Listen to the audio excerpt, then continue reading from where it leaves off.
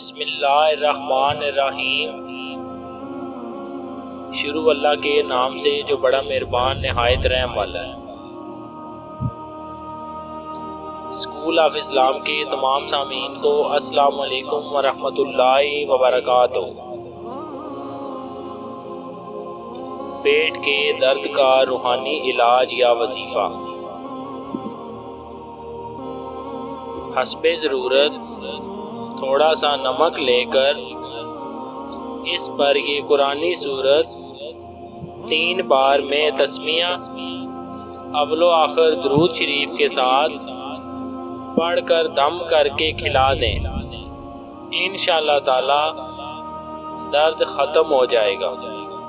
कुरानी सूरत ये है, बिस्मिल्लाहिर्रहमानिर्रहीम।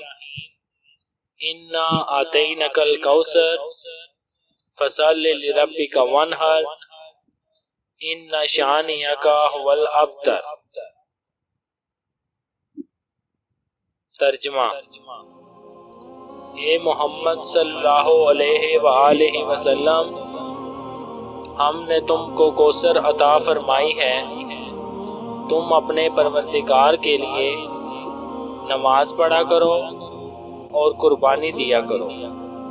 कुछ शक नहीं कि तुम्हारा दुश्मन ही बे औलाद रहेगा।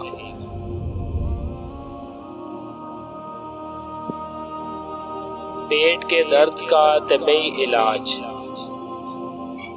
काला नमक सफूफ बकदर 1 चने के नीम गर्म पानी के हमरा खिला दें। इंशाअल्लाह ताला आराम आ जाएगा।